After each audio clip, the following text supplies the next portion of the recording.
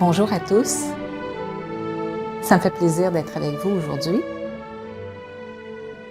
C'est tellement intéressant de pouvoir regarder un outil extraordinaire mis sur notre chemin par le biais, entre autres, de Matthieu, un des apôtres, quand il dit « Heureux ceux qui ont faim et soif de justice, car ils seront rassasiés. » On parle ici d'une béatitude, hein? C'est quelque chose béatitude qui veut nous plonger dans un plus grand bonheur.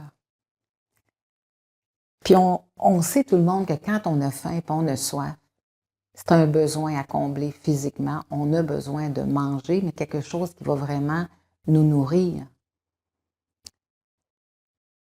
Et c'est la même chose si j'ai un trouble avec mon ordinateur ou que j'ai un problème de plomberie, ben je vais aller chercher une solution, on va aller chercher un spécialiste dans le domaine. Puis en étant le plus honnête possible aussi dans ma manière de le rémunérer et aussi de lui donner ce qui est juste. Il y a des gens, des fois, qui ont de la misère à évaluer la valeur de ce qu'ils font. Ben, c'est pas plus grave de leur donner 30 pièces de plus, 50 pièces de plus. Et à l'inverse aussi, il faut découvrir en nous ce goût-là à être de plus en plus honnête et de vraiment se tourner vers des spécialistes des gens qui vont vraiment nous aider. Je parle de spécialiste, je parle pas nécessairement de quelqu'un qui a un diplôme, mais quelqu'un qui a cette force-là. Si, exemple, j'ai une grande peine, puis je sais que j'ai un ami en particulier, là, une amie qui va vraiment avoir une écoute extraordinaire, mais c'est elle que je vais appeler. Puis si tantôt j'ai besoin de m'amuser, ça ne veut pas dire que ça va être la même personne que je vais appeler. Alors, c'est important de se tourner vers les gens qui ont ce qu'on a besoin, qui ont à ce moment-là ce qu'on a besoin pour être comblé. Alors, ça peut être quelqu'un qui est bon pour des photos, ça peut être quelqu'un qui a cette patience-là pour nous expliquer quelque chose avec notre ordinateur qui ne fonctionne pas bien. Heureusement, on n'a pas tous les mêmes talents. Mais on a toute la même soif, par exemple. On a toute une soif de justice dans le sens d'équitabilité.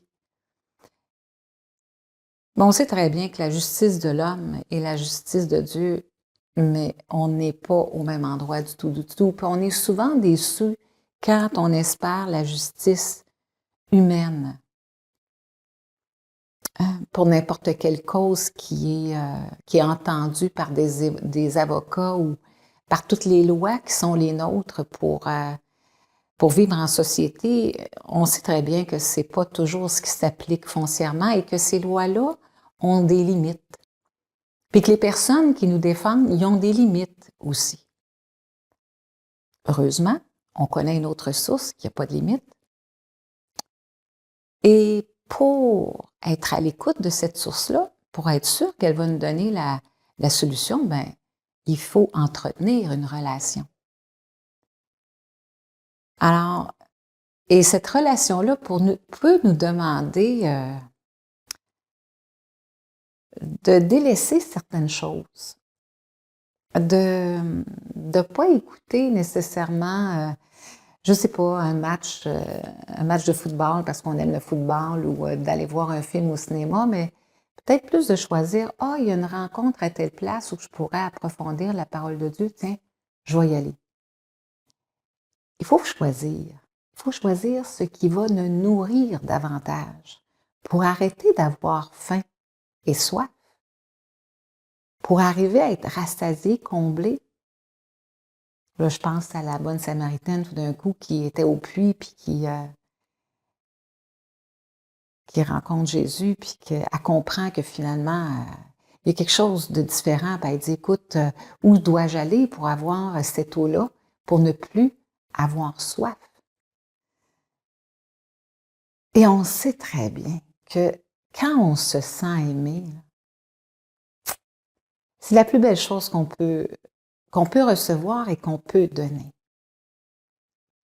Alors heureux ceux qui ont faim et soif de justice, car ils seront rassasiés, c'est ceux qui, comme nous tous, qu'on marche vers ce chemin-là pour Nous aider à accepter ce qui peut nous paraître l'inacceptable bien souvent. Et j'ai la mémoire de quelqu'un que j'ai connu qui avait 2 enfants, qui était enceinte de son 3e.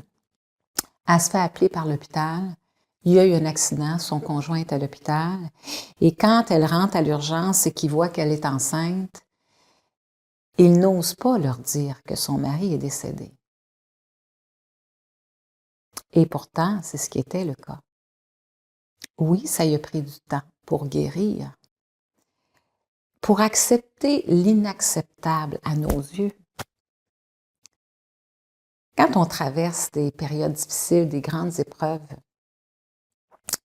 qui ne sont pas plus faciles pour un ou pour l'autre, on sait très bien qu'une fois l'épreuve passée, il y a un cadeau qui était caché dedans, qu'on n'avait pas vu à prime abord. Et cette force-là que l'on reçoit devant l'épreuve est un signe clair que l'on est aimé parce qu'on reçoit souvent les grâces pour passer au travers. Mais si vous êtes comme moi, vous avez constaté que le bon Dieu, il est souvent à la dernière minute. Il est souvent au moment où on pense que ça ne marchera pas. Oups, il arrive une solution. Il y a quelqu'un qui nous appelle. On trouve enfin ce qu'on avait besoin. L'argent rentre pour payer le compte. Ce qui est en haut, dans l'invisible, ce qu'on dit être en haut, mais dans un autre espace, n'a pas de temps.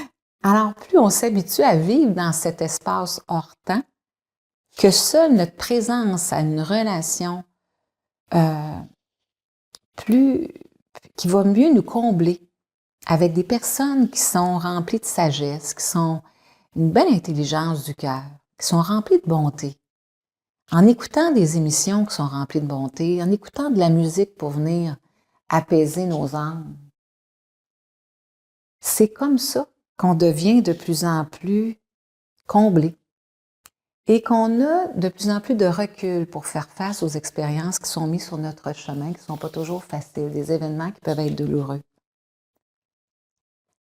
Vous connaissez cette parole qui dit « Tel un homme pense en son cœur, tel il est ». Alors, cette recherche-là que l'on fait constamment de cette justice-là, on sait que c'est extraordinaire parce que cherchez, vous trouverez. Et